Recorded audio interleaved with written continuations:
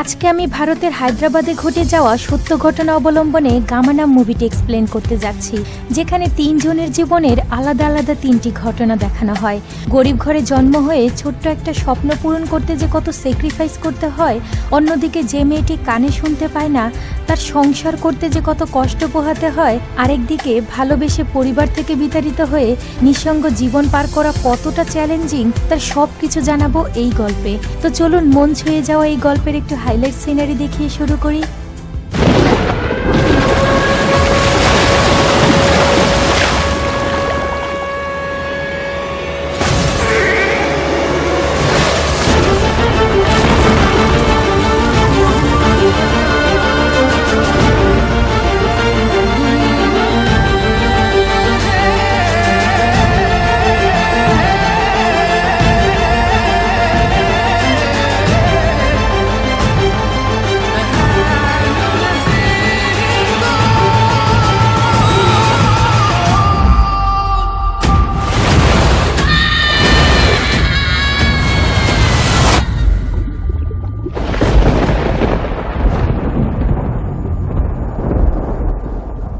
Hi boss, কি অবস্থায়, কেমন আছেন? আমি শ্রাবণী আছি আপনাদের সঙ্গে আমার সিনে গল্পচিত্র পরিবারে। আপনাকে স্বাগতম। মুভির শুরুতে আমরা ছোট্ট একটা ঘুমন্ত সোনাকে দেখতে পাই, আর যার মা ঘরে পুজো দিচ্ছে তার নাম কমলা। তো সে আর তার ছোট্ট একটা বাচ্চাকে নিয়ে বস্তির এই ছোট্ট একটা ঘরে ভাড়া থাকতো। তো অনেক কষ্ট করে বাইরে লাইনে দাঁড়িয়ে বাড়িতে জল নিয়ে আসে। কমলাকে দেখে পাশের ঘরের মহিলাটা বলে, কিরে, তোর স্বামী দুবাই থেকে কবে আসবে? কিন্তু কমলা তখন কোনো কথা বলে না। তো সেই ঘরেরই একটা পিচ্চি কমলাকে ডেকে বলে, তোমাকে দিদা ডাকছে। আর তখন আমরা বুঝতে পারি যে কমলা কানে শুনতে পায় না। তো যাই হোক, এরপর কমলা সামনে গিয়ে বলে, ও মাসি, আমার মেয়েকে একটু খেয়াল রেখো, এই যে দুধ দিয়ে যাচ্ছি ওকে ঠিক মতো খাইও, হ্যাঁ? এই বলেই সে কাজে চলে যায়। এরপর আরেকটা চরিত্রে দেখা যায় মাঠে ক্রিকেট খেলা চলছে, আর ক্যামেরা ফোকাস করা এই ছেলেটির নাম আলী। তো আলী খেলার প্র্যাকটিস শেষে তার দাদাকে নিয়ে হসপিটালে পৌঁছে দেয়, আর সেখানে তার দাদা চাকরি করত। এরপর আমাদেরকে আরেকটা অন্যতম সুন্দর চরিত্র দেখানো হয়, যেখানে কয়েকটা বাচ্চারা মিলে ময়লাতে বোতল টুকাচ্ছে। এরপর সিন আবার চলে আসে কমলার কাছে, যেখানে কমলা গার্মেন্টসের সেলাইয়ের কাজ করত। তো এইদিকে আলী প্র্যাকটিস শেষে তার গার্লফ্রেন্ড জারার সাথে দেখা করতে আসে। তো আলী জারাকে বলে, জারা, আমি অনেক বড় খেলোয়াড় হব, তুমি শুধু আমার পাশে থেকো, আমি তোমাকে খুব ভালোবাসি জারা। জানো, আমার জীবনে দুইটা স্বপ্ন, একটা তুমি আর আরেকটা ক্রিকেট। তো এইদিকে দুজনের মিষ্টি কথা চলতে থাকে। এরপর বাড়িতে আসলে আলীর দাদি বলে, ভাই, তুই একটু জারাদের বাড়িতে গিয়ে জলটা দিয়ে আয় তো, আসলে সেই এলাকাতে বিশুদ্ধ জলের অনেক অভাব। আর আলীর দাদি তাদের বাড়ি থেকে জল জারাদের বাড়িতে দিত। তো সেইখানে জল দিতে গেলে জারার মা বলে, বাবা এখানে রাখো। এরপর তার হাতে কিছু খাবার দিয়ে পাঠিয়ে দেয়। আসলে তারা প্রতিবেশী ছিল, আর তাদের বাড়ির কেউই জানে না যে জারা আর আলী রিলেশন করছে। তো যাই হোক, আলীকে দেখতে পেয়ে জারার বাবা খুব রেগে জারার মাকে বলে, তোমাকে না বলেছি বাইরে কারো কাছ থেকে জল আনতে হবে না, আমি গিয়ে নিয়ে আসবো। বাড়িতে একটা যুবতী মেয়ে আছে, কোনো ছেলেকে বাড়িতে ঢুকতে দিবে না। আর তার ব্যবহার দেখে আমরা বুঝতে পারি সে খুবই রাগী। এরপর সিন চলে আসে কমলার কাছে। তো কমলা যেহেতু কানে শুনতে পায় না, তাই তার রান্না করার জায়গায় একটা আয়না লাগিয়েছে, ছোট মেয়েটা খাটে কি করছে সেটা আয়নাতে দেখার জন্য। তো আয়নার দিকে তাকিয়ে মেয়েকে বলছে, সোনা, তুই চিন্তা করিস না, তোর বাবা দ্রুতই এসে তোকে অনেক ভালোবাসবে, তোর জন্য অনেক চকলেট নিয়ে আসবে।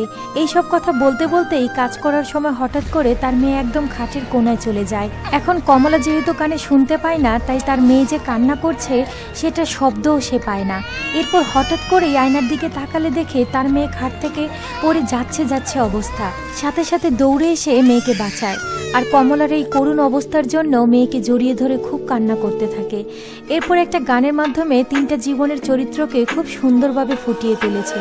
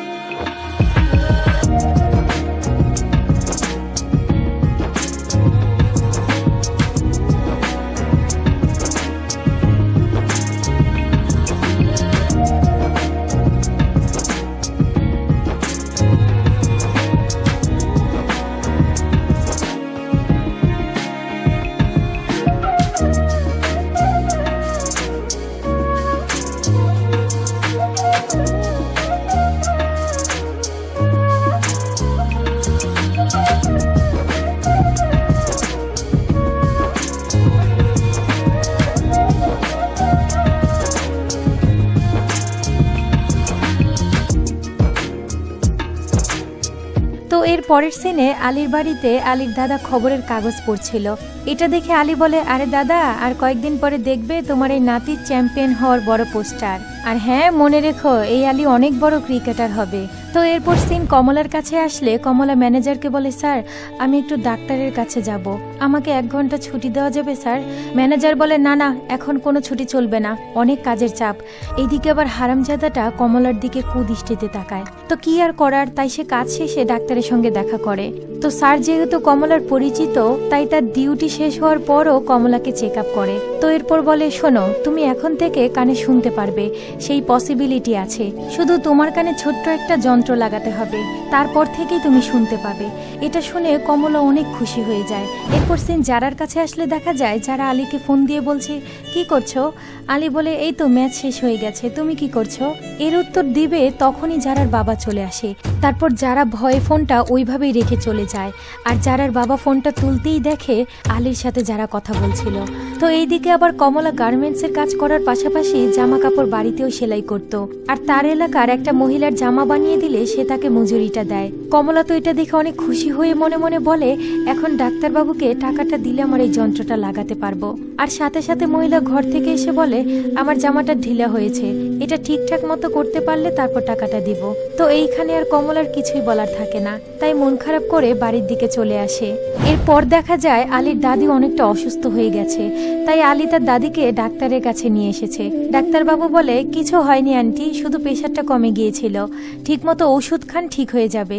এরপর সেই ডাক্তার আলীকে দেখে বলে, বাবা, তোমাকে দেখলেই তোমার বাবার কথা মনে পড়ে যায়, কত ভালো মানুষ ছিলেন তিনি। তো যাই হোক, এরপর ওষুধ ঠিকমতো খাওয়ার কথা বলে ডাক্তার সেখান থেকে চলে যায়।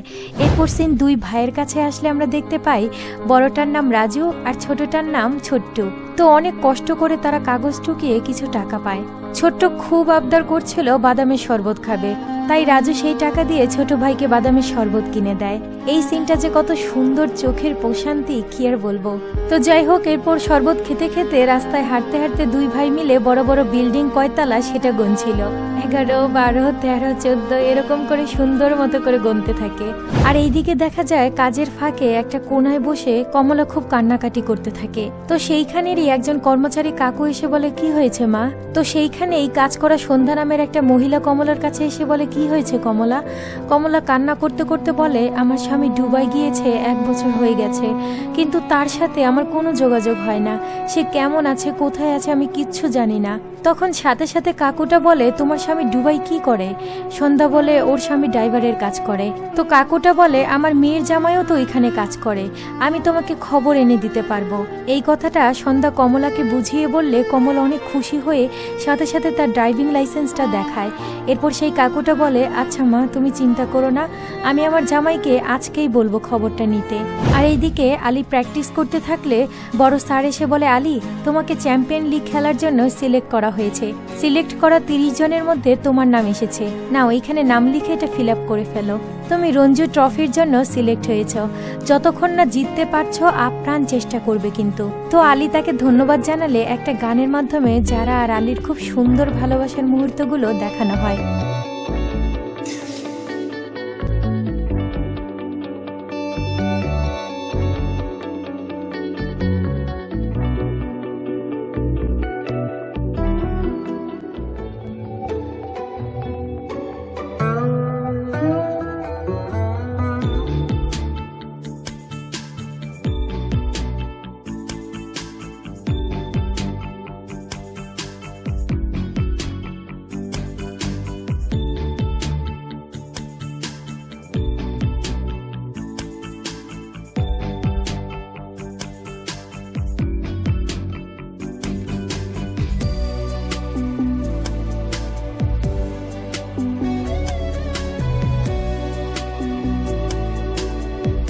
এরপর ডাক্তারের কাছে কমলা আসলে ডাক্তার বলে, তুমি আমাকে 10,000 টাকা দিয়েছ, তোমার এই মেশিনটা নিতে হলে আরো 10,000 টাকা লাগবে। তো তুমি গরিব মানুষ, আর 5,000 টাকা জোগাড় করো, তাহলে এই মেশিনটা আমি তোমাকে দিতে পারবো। আর তখন যন্ত্রটা কানে লাগালেই তুমি শুনতে পারবে। এটা জানতে পেরে কমলা একটু চিন্তিত হয়ে পড়ে। আর এরপর সিন চলে আসে ছোট্টুর কাছে, যেখানে ছোট্টুর বন্ধু এসে বলে তাড়াতাড়ি ওঠ, আমরা একটা কাজ পেয়েছি। আর সঙ্গে সঙ্গে তারা সেই কাজে যাওয়ার জন্য বের হয়ে যায়। এরপর ছোট্টুকে খুব সুন্দর করে একটা ওয়েটারের ড্রেস পরানো হয়, মানে সেইখানে একটা ছোট্ট বেবির জন্মদিন ছিল, সেই উপলক্ষে বাচ্চাদেরকে ওয়েটার সাজানো হয়। তো রাজু ছোট্টুকে বলে, শোন, এখানে অনেক খাবার দাবার আছে, সবাই যখন প্লেটে আর খেতে পারবে না তখন আমরা প্লেটের ওইগুলো অনেক মজা করে খাবো। দেখেন, এটা কিন্তু অবাস্তব কিছু না, আমাদের আশেপাশে কত অনুষ্ঠানে এরকম ফুলের মতো বাচ্চাদের অভাব নেই, যারা আমাদের উচ্ছিষ্ট খাবার খাওয়ার জন্য কত অপেক্ষা করে। তো যাই হোক, এরপর সেই বাচ্চা মেয়েটার জন্মদিনের কেক কাটা হয়। আর ছোট্ট তো ছোট মানুষ, ওই জন্মদিন মানে কি সেটাও জানে না। তো দাদাকে বলে, দাদা হ্যাপি বার্থডে কাকে বলে? ওই যে ওনারা বলছে। রাজু বলে, যেদিন জন্ম হয়েছিল সেই দিনটাকেই হ্যাপি বার্থডে বলে। ছোট্ট বলে, তাহলে কি আমাদের জন্মদিন নেই? রাজু বলে, হ্যাঁ আমাদেরও জন্মদিন আছে, কিন্তু আমরা কোথায় জন্ম নিয়েছি, কে আমাদের বাবা মা, এগুলো তো আমরা কিছুই জানি না। ওই মেয়েটার বাবা মা আছে, তাই তারা জন্মদিন পালন করে। এটা শুনে ছোট্টুর মনটা অনেক খারাপ হয়ে যায়। ছোট মানুষ বাবা মার ভালোবাসা কি জিনিস কোনোদিন পায়নি, তাই সেখানে থাকা একটা বাচ্চার ভালোবাসা দেখে অবাক দৃষ্টিতে তাকিয়ে থাকে। তো এদের তো আর বাড়িঘর নাই, তাই রাস্তার পাশে ছোট্ট একটা জায়গায় নিজেদের থাকার ব্যবস্থা করে। আর সেই জায়গায় এসে রাজু বলে, ভাই খেয়ে নে, তোর জন্য অনেক খাবার নিয়ে এসেছি। কিন্তু ছোট্টু রাগ করে আর খেতে চায় না, কারণ তার তো আর বাবা মা নেই। কেন নেই এসব ভেবেই ছোট মানুষ অনেক রাগ করে। তো যাই হোক, এখান থেকে সিন আলীর দাদার কাছে আসলে দেখা যায় আলীর দাদা খুব যত্ন সহকারে রান্না করছে। তো আলী খাবার টেবিলে বসলে আলীর দাদি বলে, তোর জন্য তোর দাদা কত কষ্ট করে মাটন রান্না করছে, তোর পছন্দ বলে। তো আলীর দাদা খাবার টেবিলে বসলে হঠাৎ করেই বলে, তোর বাবাকে ডাক্তার বানিয়েছি মানুষের সেবা করার জন্য, কিন্তু কি কপাল আমাদের, দেখ তোর বাবা মা তোকে আমাদের কাছে রেখে গাড়ি অ্যাক্সিডেন্ট করে মারা গেল। আমরা তো আর বেশি দিন বাঁচবো না ভাই, যতদিন বেঁচে আছি যেন সম্মানের সাথে বেঁচে মরতে পারি, তোর সুখ যেন আমরা দেখে যেতে পারি ভাই। এই বলেই একমাত্র নাতিকে পরম যত্নে খাইয়ে দেয়। তো এইদিকে কমলা যখন তার মেয়েকে পাশের ঘরের মাসির কাছে দিতে যায়, তখন একটা লোক বলে সে তার স্বামীকে নিয়ে হাসপাতালে গেছে। তো কি আর করার, বাচ্চাকে কোথায় রাখবে এই ভেবে কাজের এখানে নিয়ে আসে। আর তার বাচ্চাকে দেখতে পেয়ে ম্যানেজার খুব বকাবকি করে, কিন্তু তারপরও তো কিছু করার নেই, তাই সে পাশে রেখে তার কাজ করতে থাকে। এরপর তখনই সেই কাকুটা পেছন থেকে এসে বলে, তোমার স্বামীর মোবাইল নাম্বার পাওয়া গেছে। আর এই কথাটা সন্ধ্যা কমলাকে বুঝিয়ে বলে। কমলা দৌড়ে গিয়ে একটা খাতা বের করলে সেই লোকের কাছ থেকে তার স্বামীর ফোন নাম্বারটা নিয়ে নেয়। আর এইদিকে আলী আর আব্দুল্লাহ মাঠে খেলার বিষয়ে গল্প করছিল। এরই মধ্যে কোচ এসে বলে, ওয়েল ডান, তোমরা অনেক ভালো প্র্যাকটিস করছো, আমি ভালো করে জানি তোমরা ভালো করবেই, তবে হ্যাঁ ফিটনেস ধরে রাখবে, কোনোভাবেই সময় নষ্ট করবে না। এই বলেই কোচ যখন চলে যায় তখন আম্পায়ার বলে, সিলেকশন হচ্ছে টেবিল থেকে হয়। আব্দুল্লাহ বলে, মানে? আম্পায়ার বলে, 2 লক্ষ টাকা রেডি রাখো, অভিজ্ঞতা থেকে বললাম। এই বলেই সে সেখান থেকে চলে যায়। আর এইদিকে যারাদের বাড়িতে যারার বিয়ের জন্য খুব তোড়জোড় চলছে। যারা লুকিয়ে অনেকবার ফোন দিতে থাকে আলীকে, কিন্তু আলী খেলার জন্য আর ফোন রিসিভ করতে পারে না। এরপর যারার মা যারাকে ডাক দিয়ে গলায় একটা সোনার হার পরিয়ে বলে, বাহ খুব সুন্দর লাগছে তো তোকে, আর ছেলের তো মস্ত বড় সোনার ব্যবসা। এরই মধ্যে যারার বাবা বিয়ের জন্য ব্যাংক থেকে 2 লক্ষ টাকা উঠিয়ে নিয়ে আসে। এরপর যারাকে বলে, মা তুই এটা যত্ন করে আলমারিতে রেখে দে। আর এইদিকে তো যারার মনটা অনেক খারাপ, কারণ সে যে আলীকে ভালোবাসে সেটা ভয়ে বাড়িতে বলতে পারছে না, কারণ আলী তখনও কোনো ইনকাম করে না। আর এইদিকে 2 ভাই মিলে পরম আশায় কেকের দোকানে গিয়ে কেকের দিকে তাকিয়ে থাকে। ছোট্ট বলে, দাদা আমি অন্য কোনো কেক নিব না, আমার ওই টুপিওয়ালা কেকটা অনেক পছন্দ হয়েছে, ওইটাই নিব। এই বলেই তারা যখন দোকানের ভিতরে ঢুকে, সাথে সাথে পেছন থেকে একটা মহিলা আসলে দোকানদার বলে, ম্যাডাম কি কেক নিবেন? আমাদের কাছে অনেক ভ্যারাইটির কেক আছে। ওই যে বড় চকলেট কেকটা দেখছেন ওটার দাম 700, আর ওই যে টুপিওয়ালা কেকটা দেখছেন ওইটার দাম 500, কোনটা নিবেন ম্যাডাম? আর এই বাচ্চা দুইটা দাম শুনেই সেখানে আর ঢুকতে সাহস পায় না। তো তারা 2 ভাই মিলে অল্প কিছু টাকা নিয়ে এসেছিল কেক কিনবে বলে, কিন্তু তারা আসলে জানতো না যে কেকের দাম এত বেশি হয়। তো ছোট মানুষ মন খারাপ করে সেখান থেকে বের হয়ে যায়। আর এইদিকে কমলা তার স্বামীর মোবাইল নাম্বার নিয়ে একটা মুদির দোকানে যায়। তো সেই লোকটা তার স্বামীকে ফোন দিলে লোকটা বলে, আপনার স্বামী বলেছে আপনাকে সাবধানে থাকতে, সে অনেক ব্যস্ত আর সে দ্রুতই আপনার কাছে ফিরে আসবে। এটা শুনে বেচারি অনেক খুশি হয়ে যায়। এরপর আবার সিন 2 ভাইয়ের কাছে আসলে ছোট্ট বলে, দাদা আমি কেক কাটবো, আমি জানি না, আমাকে কেক কিনে দাও। তো রাজু বলে, আরে কেক এত সস্তা নাকি, 500 টাকা লাগবে শুনলি না সেই দিন, আর আমাদের তো প্রতিদিনই ইনকাম 60 টাকা। এরপর বলে, আচ্ছা শোন, আমরা তো নিজেদের জন্মদিন কবে সেটাই জানি না, তাহলে কেক কেটে কি করবি? তো ছোট মানুষ, ছোট্ট খুব জোরাজোরি করলে রাজু বলে, আচ্ছা চল আমরা টাকা জমাতে শুরু করি। তো এরপর অনেকগুলো বোতল জোগাড় করে একটা মহিলার কাছে গিয়ে সেগুলো বিক্রি করে। সেখান থেকে তারা সব মিলে 30 টাকা পায়। এটা আবার ছোট্ট খুব যত্ন সহকারে একটা বোতলে ভরে জমাতে শুরু করে। আর এই 30 টাকা জমানোর পরে দুজন বলে, এখন 30 টাকা হয়ে গেছে, আর বেশি দেরি নাই বাকি টাকার জন্য, তাই না ভাই? এই বলেই খুব আনন্দ নিয়ে তারা ঘুমিয়ে পড়ে। আর এইদিকে কমলা ডাক্তারের কাছে সবগুলো টাকা দিলে ডাক্তার তাকে মেশিনটা দেয়। এরপর যখনই মেশিনটা কানে লাগায়, সৌভাগ্যবশত সেই মেশিনটাতে কমলা কথা শুনতে পারে। কমলা যে কত বেশি খুশি হয় তা বলার বাহিরে, কারণ এখন থেকে সে তার স্বামীর কথা শুনতে পাবে। এরপর বাড়িতে আসার সময় বাসে মেয়ের প্রথমবারের মতো কান্নার শব্দ পেয়ে খুশিতে কমলা কান্না করে দেয়। এরপর কাজের এইখানে সবাইকে কানে শুনতে পাওয়ার কথাটা জানালে সবাইও অনেক খুশি হয়ে যায়। যাই হোক, পরদিন সিন চলে আসে ছোট্টুর কাছে, যেখানে রাজু কাজ করে 180 টাকা নিয়ে এসেছে। তো ছোট্টুকে বলে, কিরে এখন আর কত টাকা লাগবে? ছোট্ট বলে, দাদা এখন আরো 320 টাকা লাগবে। তো তখন রাজু বলে, দাঁড়া দাঁড়া, আজকে ময়লার ওইখানে গিয়ে কিছু কয়েন পেয়েছি, এগুলো নেতো। তো সবগুলো মিলে হিসাব করে দেখে 200 টাকা হয়েছে। এটা শুনে রাজু বলে, চল তো আজকে যেভাবেই হোক একটা কাজ জোগাড় করে সবগুলো টাকা ম্যানেজ করব। তো এই বলেই তারা কাজের উদ্দেশ্যে বের হয়। এরপর সিন চলে আসে আলীর কাছে, যেখানে আলী যারার সঙ্গে দেখা করলে যারা বলে, আচ্ছা তুমি এগুলো ছেড়ে দিয়ে তোমার দাদার সঙ্গে ঔষধ কোম্পানিতে যোগ দিচ্ছ না কেন? আলী বলে, আমার নিজের উপর পুরো বিশ্বাস আছে, আমি অনেক ভালো খেলোয়াড় হব, তাহলে আমি কেন প্র্যাকটিসে সময় নষ্ট করব? যারা বলে, তুমি কেন বুঝতে চাচ্ছ না আমার পরিবার বিয়ের জন্য অস্থির হয়ে গেছে, তোমার তো কিছু একটা করতে হবে। আলী বলে, এমনিতেই আমার দলে টেকার জন্য 2 লক্ষ টাকা রেডি করতে বলেছে, সেটার জন্য আমার মাথা কাজ করছে না, আর তার মধ্যে তুমি এরকম প্যারা দিচ্ছ। আমি তো তোমাকেই বিয়ে করব, যদি তোমার এতই সময় না থাকে তাহলে তুমি বিয়ে করে ফেলো। যারা বলে, কি বলছো তুমি এসব কথা? আলী বলে, তাহলে তুমি কি বলতে চাও আমি খেলা ছেড়ে দেব? আমার অনেক বড় একটা সুযোগ এসেছে, বেস্ট প্লেয়ারদের 30 জনের মধ্যে আমার নাম এসেছে, এটা আমার স্বপ্ন। যারা বলে, ঠিক আছে স্বপ্ন, কিন্তু বাস্তবে তো উল্টোটা হচ্ছে, বলো এখন তো তোমাকে কিছু একটা করতেই হবে। আলী রেগে বলে, যা ইচ্ছে তুমি করো, আমি ক্রিকেটের স্বপ্ন নষ্ট করতে পারবো না। এই বলেই সে রেগে সেখান থেকে চলে যায়। তো সিন রাজুদের কাছে আসলে দেখা যায় সেখানে এক বড় ভাই এই দুইটাকে খেলনা বিক্রি করার ব্যবসা শেখাচ্ছে। তো সেই বড় ভাই আবার ফোনে কথা বলার সময় বলছে, আচ্ছা খুব সুন্দর মেয়ে দেখবে, কিন্তু আমি ঢাকা শহরে অনেক বড় ব্যবসা করি, কোনো কিছুরই অভাব নেই আমার, আর হ্যাঁ আমি 2 দিনের মধ্যেই গ্রামে আসছি, এরপরেই বিয়ে করব। আরে ভাই কি ভাবছেন, রাস্তায় খেলনা বিক্রি করে বলে কি তার স্মার্টফোন থাকবে না? এখন আর ওই দুনিয়া নাই।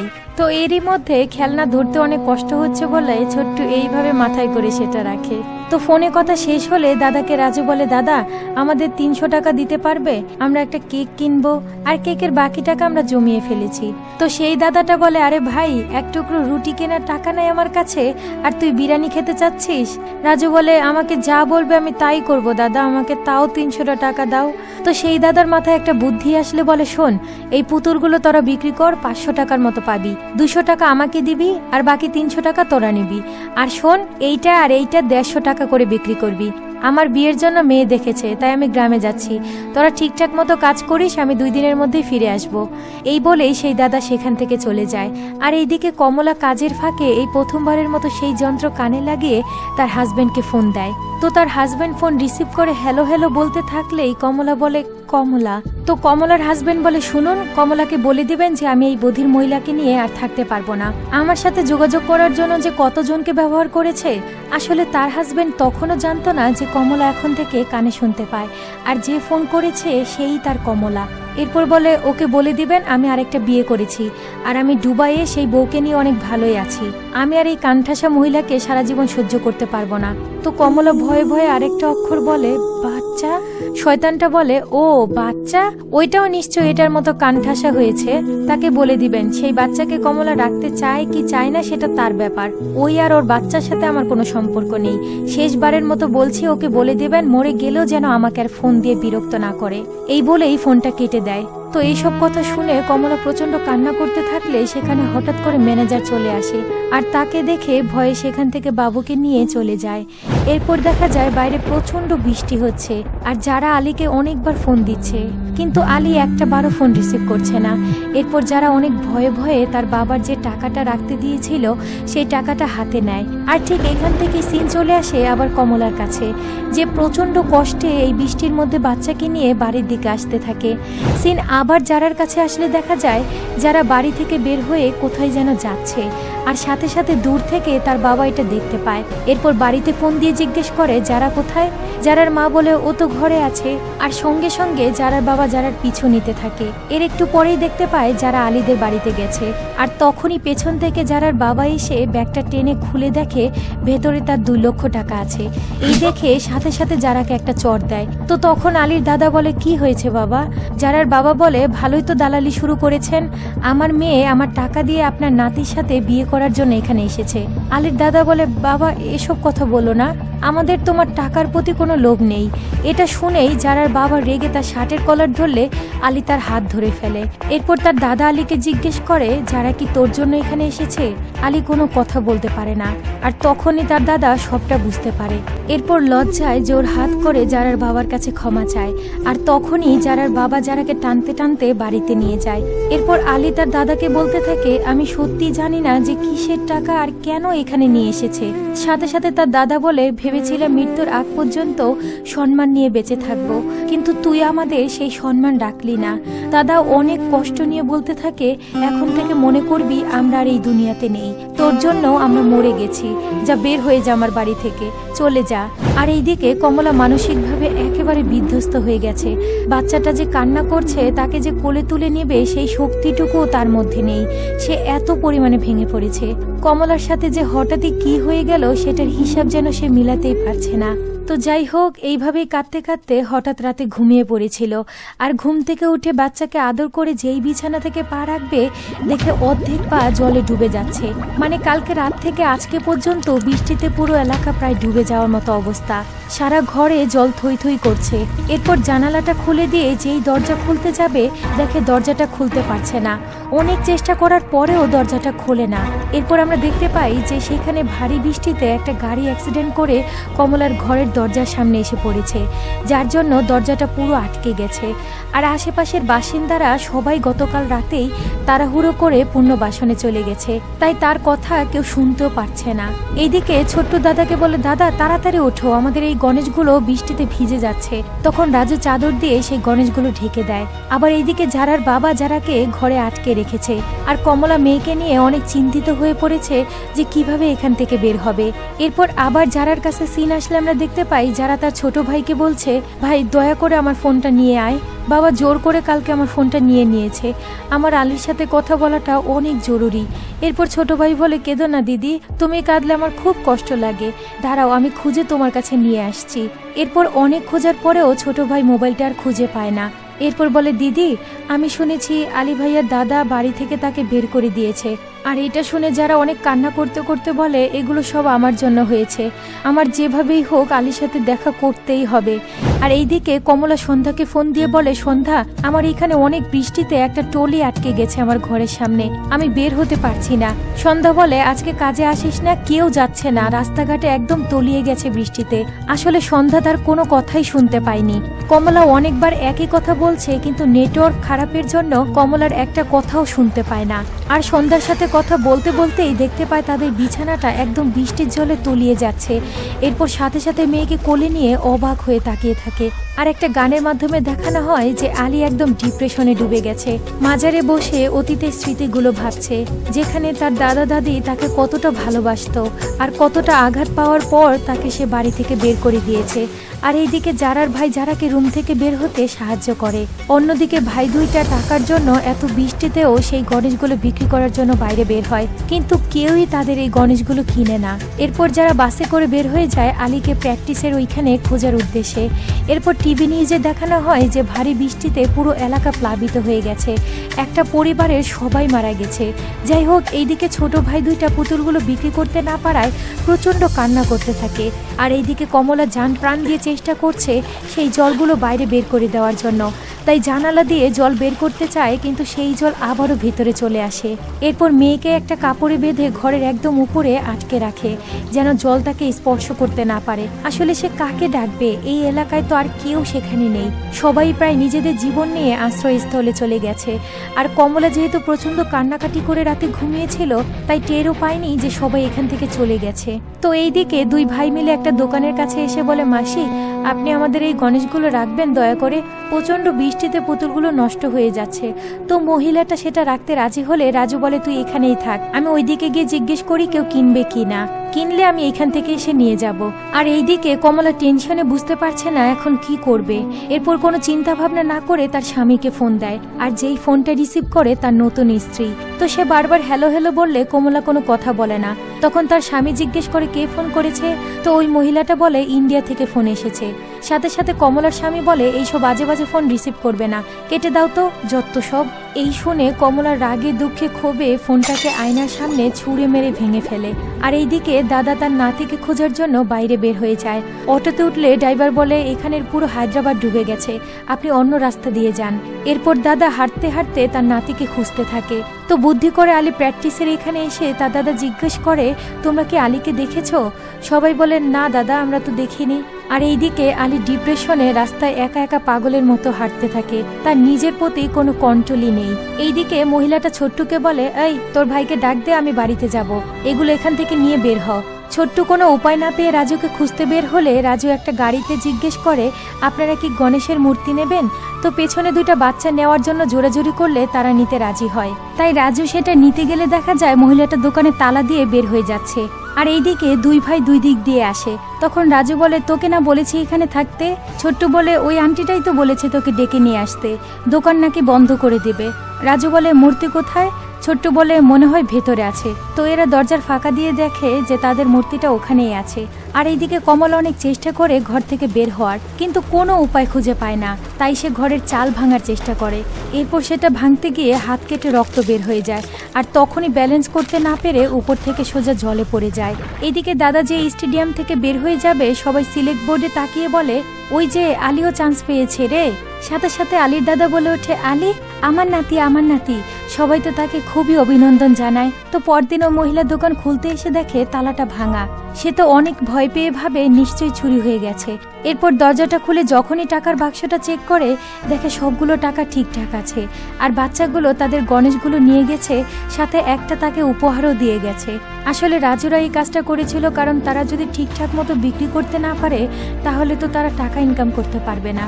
তাই কোনো উপায় না পেয়ে তারা তালাটা ভেঙে তাদের গণেশগুলো বের করে আনে। যাই হোক, এরপর তারা জান প্রাণ দিয়ে চেষ্টা করে সেটা বিক্রি করার জন্য। এরপর আলীর বন্ধু আব্দুল্লাহ আলীকে ফোন দিলে আলী অনেক বেশি কান্না করতে করতে বলে, আমার সাথে এগুলো কি হয়ে গেল দোস্ত? তুই তো জানিস আমার দাদাকে কখনো কেউ দালাল বলে ডাকেনি, কোনো দিন আমার দাদা অসম্মানিত হয়নি, কিন্তু যারার বাবা আমার দাদাকে আমার জন্য এই কথাটা বলেছে, আমি মানতেও পারছি না। আমার দাদার গায়ে হাতও তোলার চেষ্টা করেছে। আমি দাদার কাছে কতটা ছোট হয়ে গেছি। আমি যারার সাথে আর কোনো সম্পর্ক রাখতে চাই না, ওর সাথে কোনো কথা বলার ইচ্ছেটুকুও আমার আর নেই। এই বলতে বলতেই কাঁদতে কাঁদতে ফোনটা কেটে দেয়। এরপর দেখা যায় যারা একটা মহিলার কাছ থেকে ফোন ধার নিয়ে আলীকে অনেকগুলো ফোন দেয়, কিন্তু আলী একটা ফোনও রিসিভ করে না। আর এইদিকে কমলা আর তার বাচ্চা প্রায় ডুবেই যাচ্ছে। সাথে সাথে দেবীর মূর্তির কাছে এসে বলে, তুমি এতটা নিষ্ঠুর, আমার দুধের বাচ্চাটাকেও কি তুমি বাঁচতে দিবে না? তুমিও তো প্রায় ডুবে যাচ্ছ, তুমি আসলে কিছুই করতে পারো না। আর এইখানে ছোট্ট রাজুকে বলছে, ভাই চলো না আমরা তাড়াতাড়ি বিক্রি করতে যাই। রাজু বলে, ভাই আমার অনেক খিদে পেয়েছে রে। ছোট্ট বলে, আমারও খিদে পেয়েছে, কিন্তু এগুলো তো আমাদের বিক্রি করতে হবে, বলো তাহলেই তো টাকা পাবো। রাজু বলে, কেউ কিনছে না ভাই, কি করবো আমরা? ছোট্ট বলে, দাদা আমি আর কেক কাটতে চাই না, চলো আমাদের কাছে যা আছে তা দিয়ে আমরা কিছু খাবার কিনে খাই। আর এইদিকে টিভি নিউজে দেখানো হচ্ছে টানা 2 দিনের বৃষ্টিতে হায়দ্রাবাদের প্রায় সবগুলো এলাকা ডুবে গেছে। এরই মধ্যে রাস্তায় দাদা হাঁটতে হাঁটতে যারার সঙ্গে দেখা হয়ে যায়। এরপর দাদার হাত জোর করে বলে, দাদা আমি পালিয়ে যাওয়ার জন্য আলীকে টাকা দিতে আসিনি, ওর ক্রিকেট টিমে যোগ দেওয়ার জন্য 2 লক্ষ টাকার দরকার ছিল, তাহলে ও অনেক বড় জায়গায় চান্স পেত, আর সেই টাকাটা দেওয়ার জন্যই আমি এসেছিলাম। এই সব কিছুই আমার দোষ দাদা। আর এইদিকে দেখা যায় ছোট্টুদের এই কষ্টের মূর্তিগুলো প্রায় মাটির সাথে মিশে যাচ্ছে। তাই দুই ভাই নিজের শার্ট খুলে আপ্রাণ চেষ্টা করছে সেটাকে বৃষ্টির জল থেকে বাঁচাতে। এরপর দাদা বাড়িতে ফিরে দাদিকে বলে আমাদের নাতি ইন্ডিয়াতে ফার্স্ট পর্যায়ে খেলার সুযোগ পেয়েছে। আর এইদিকে দেখা যায় আশ্রয়স্থলের পাশেই প্রচন্ড বৃষ্টিতে বাচ্চাদের একটা গাড়ি একদম জলের নিচে তলিয়ে যাচ্ছে। আলী একটা সেকেন্ডের জন্য সময় নষ্ট না করে সেই জলে ঝাঁপ দেয় বাচ্চাদেরকে গাড়ি থেকে বের করে আনার জন্য। এরপর একে একে আপ্রাণ চেষ্টা করে বাচ্চাদেরকে বের করে আনে। এরপর সবাইকে বের করে আনলে তখন সে নিজে একদম নিস্তেজ হয়ে যায়।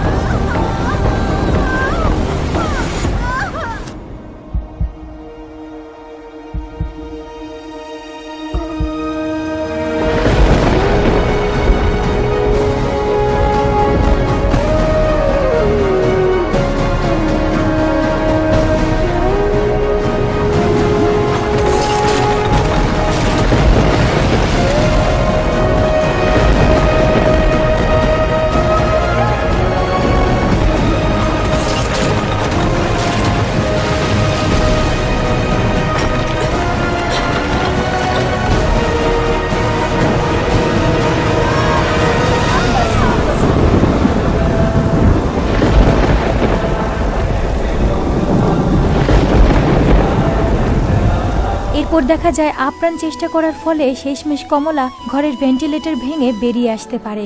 আর এইদিকে রিপোর্টাররা যখন দাদার কাছে তার নাতি সম্পর্কে জানতে চায় তখন সে জানায় আমার আলী আর এই পৃথিবীতে নেই, ওই বাচ্চাদেরকে বাঁচাতে গিয়ে নিজে ডুবে মরে গেছে। আমার নাতিটা বলতো যে দেখো একদিন ঠিকই খবরের কাগজে তোমার নাতির অনেক বড় পোস্টার ছাপানো হবে, অনেক বড় খেলোয়াড় হবে। আর আমার সেই কলিজার টুকরাটার পোস্টার ঠিকই ছাপানো হয়েছে, কিন্তু কোনো খেলোয়াড় হিসাবে না, মৃত্যু সংবাদ হিসাবে। আর এইদিকে যারা আলীর কথা ভেবে প্রচন্ড কষ্টে কান্না করতে থাকে, কারণ সে অনেকবার চেষ্টা করার পরেও আলীর সঙ্গে একটা বারও যোগাযোগ করতে পারেনি। আর এইদিকে ছোট্টু আর রাজু আবার জীবন সংগ্রামের পথে হাঁটতে থাকে। আর এখানেই এই অসাধারণ মুভিটা শেষ হয়ে যায়। আপনাদের যেহেতু বলেছিলাম এটা সত্য ঘটনা অবলম্বনে মুভি, তো চলুন সেই ঘটনাগুলো একটু দেখাই।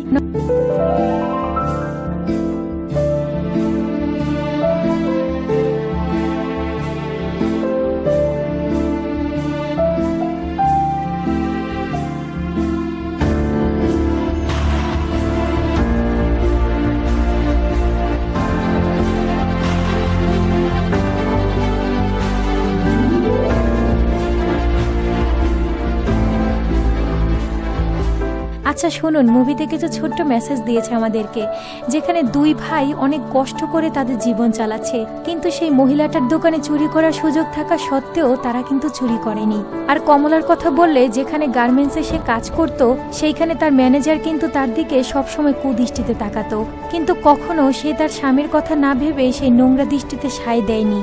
আর আলীর বিষয়টা হচ্ছে যারার পরিস্থিতি আলী বুঝতে চায়নি, আর আলীর পরিস্থিতি যারা বুঝতে চায়নি। রাগারাগি না করে হয়তো বিষয়টাকে খুব সুন্দরভাবে তারা ঠিকঠাক করতে পারত।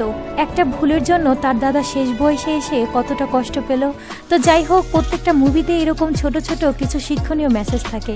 আমি প্রত্যেকটা মুভিতে এগুলো তুলে ধরার চেষ্টা করব। আর আশা করি আপনাদের আজকের এই মুভিটা খুবই ভালো লেগেছে। তাই প্লিজ লাইক, কমেন্ট, শেয়ার করতে ভুলবেন না। আর আমার এই চ্যানেলের পাশেই থাকবেন। অসংখ্য ধন্যবাদ। কথা হবে পরের কোনো ভিডিওতে। সেই পর্যন্ত ভালো থাকবেন, সুস্থ থাকবেন। টাটা।